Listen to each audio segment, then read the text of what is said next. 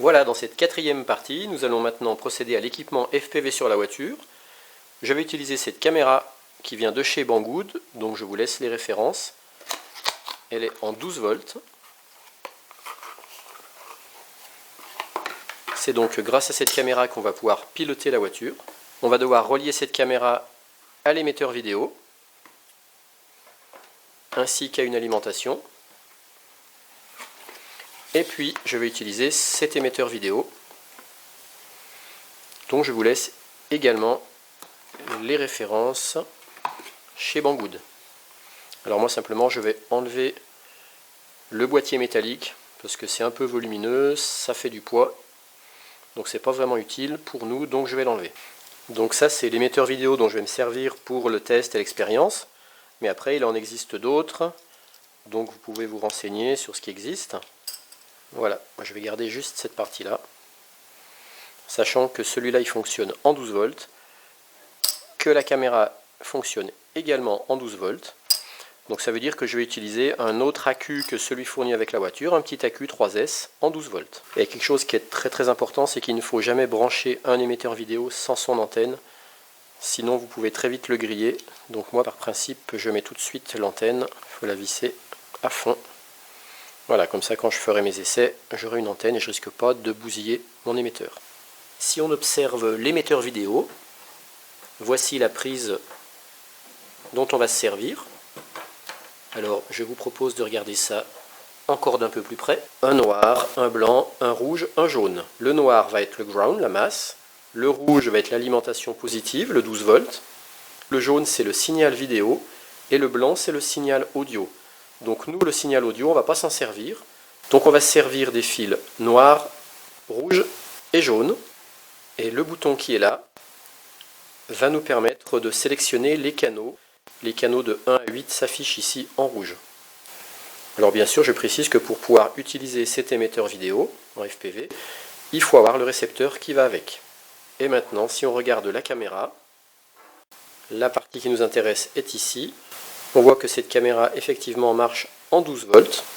Et on va retrouver ici les mêmes 4 fils que sur l'émetteur, c'est-à-dire un rouge, un noir, un jaune, un blanc. Et nous, on va se servir du rouge, du noir et du jaune.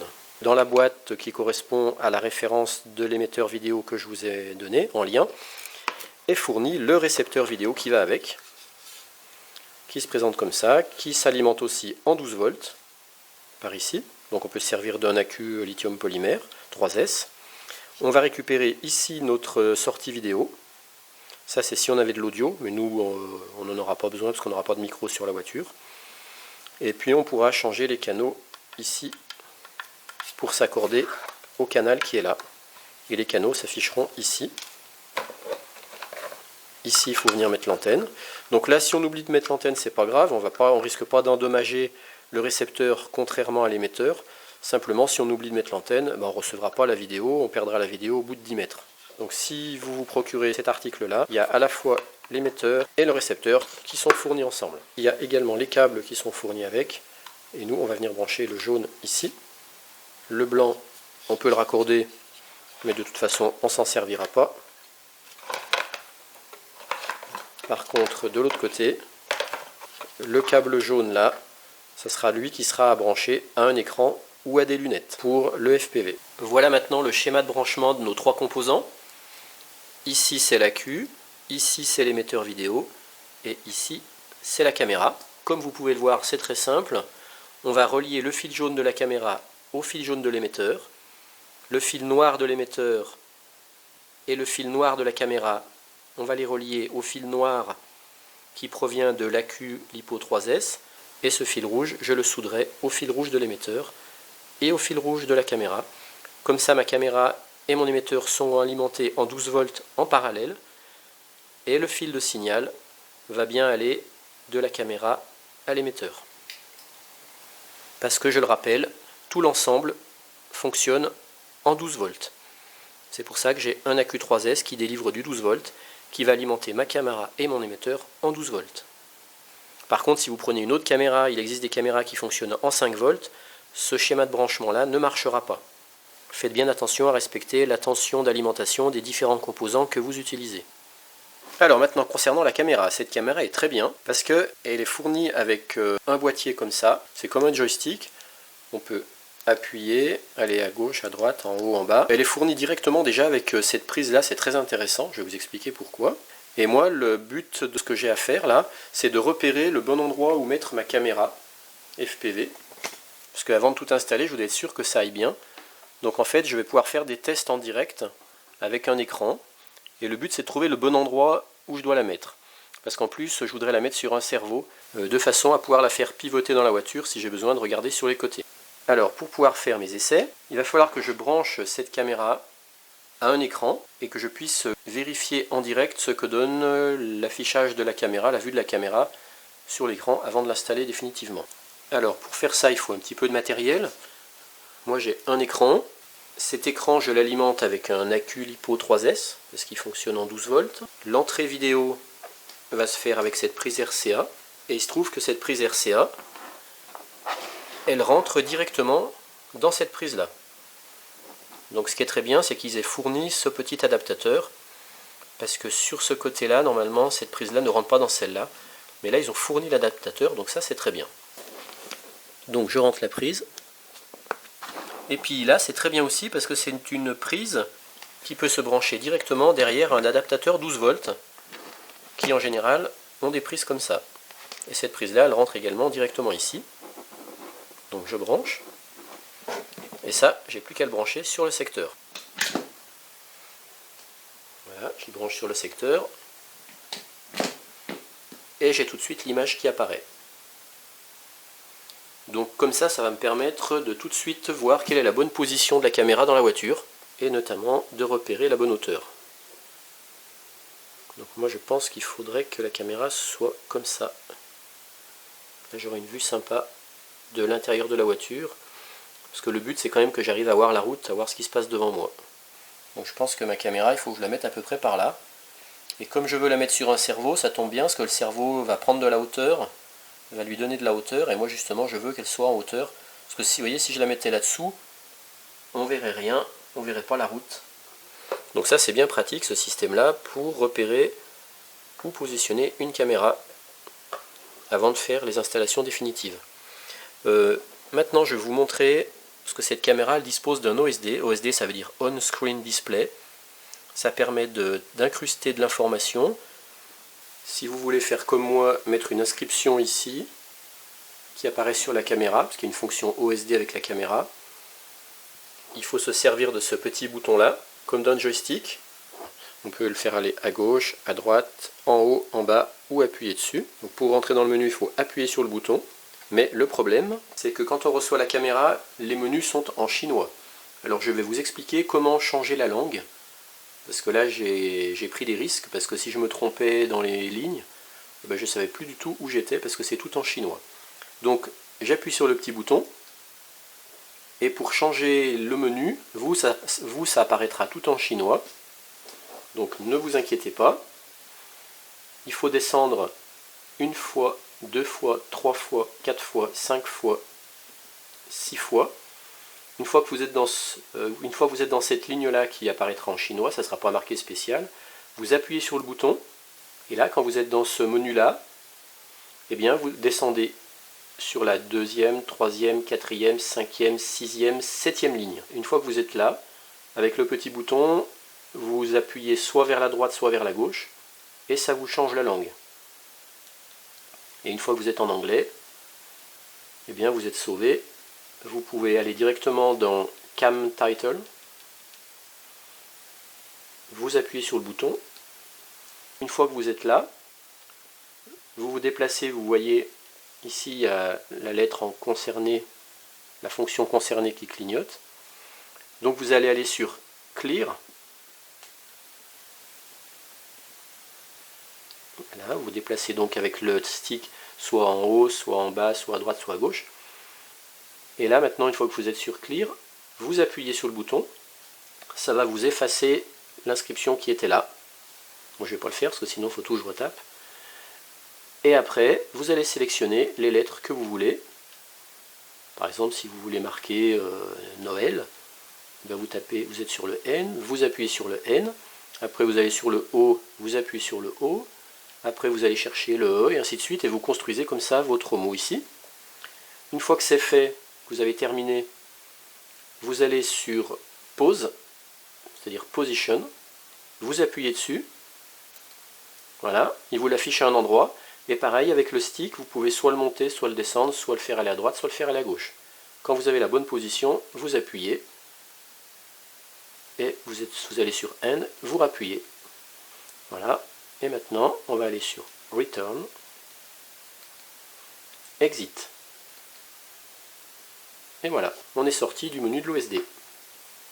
Alors ce que j'ai prévu de faire, c'est de monter cette caméra sur un cerveau.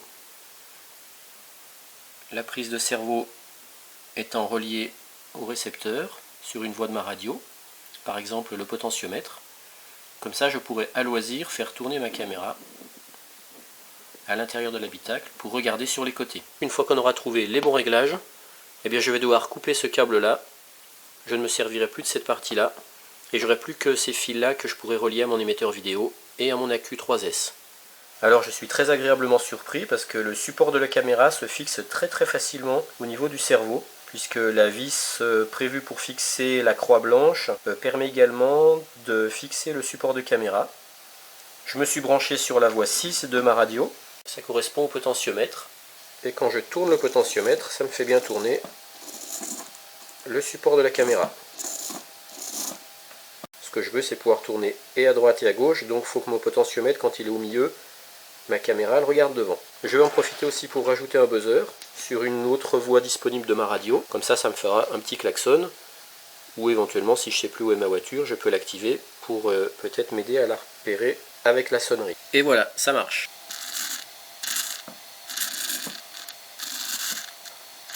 Je vais installer mon ensemble cerveau-caméra comme ça. Et pour arriver à l'installer là, je vais faire un petit trou dans la coque. Voilà, ça me permet de fixer le cerveau comme ça. Voilà. Je vais fixer le tout avec de la colle chaude. De ce côté-là et de ce côté-là. Par contre, je vais devoir couper le haut du dossier parce que quand je vais faire tourner ma caméra, eh bien, la partie métallique là va venir taper ici. Et pareil dans ce sens-là, quand je fais tourner là, ça vient taper là. Donc je vais couper le haut du dossier.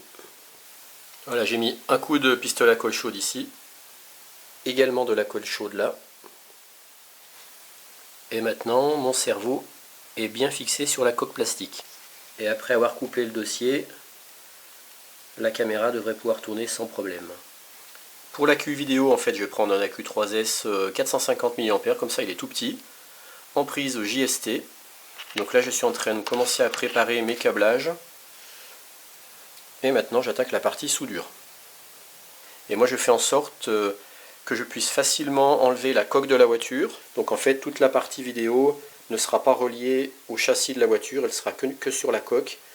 Et ne sera reliée au châssis de la voiture que la partie radiocommande. Bien sûr pour souder, il faut un fer à souder.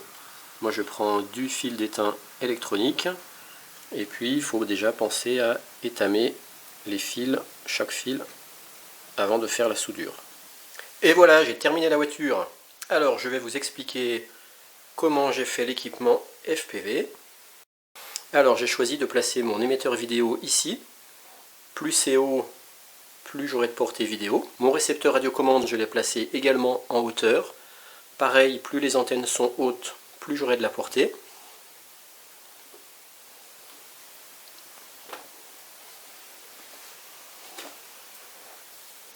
Ici j'ai un buzzer que je peux actionner avec ma radiocommande. Ici ma caméra FPV qui est montée sur un cerveau pivotant.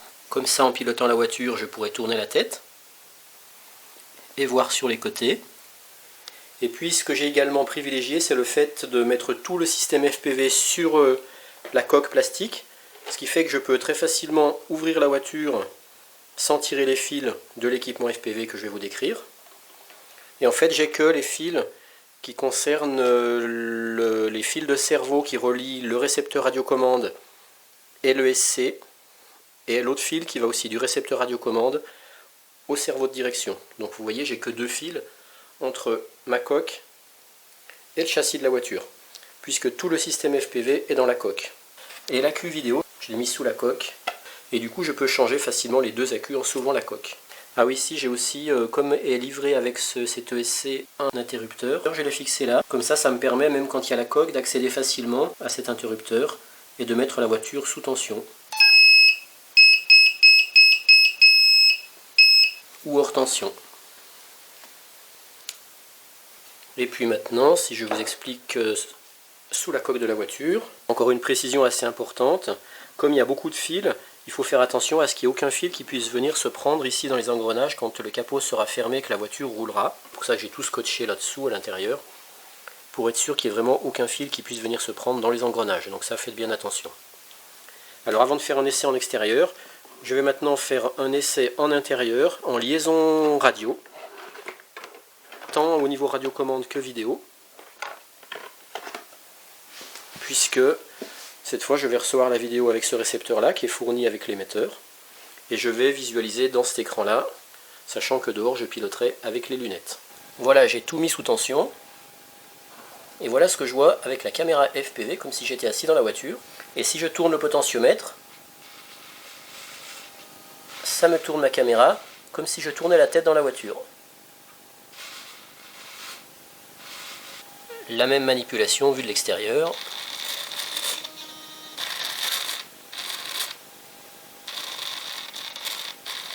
Et ce qui est bien, c'est que si vous prenez la caméra dont j'ai mis le lien sous la vidéo, c'est qu'il y a un petit support qui se fixe, comme je l'ai dit précédemment, directement sur un cerveau, sur l'axe d'un cerveau. Et on peut également orienter la caméra, comme ça ou comme ça, plus ou moins. Vous voyez, moi je l'ai légèrement orientée vers le bas, mais comme elle est vissée ici sur son axe, je peux changer l'orientation de l'objectif pour faire qu'elle regarde plus vers le haut ou plus vers le bas. Là, je vais activer le buzzer.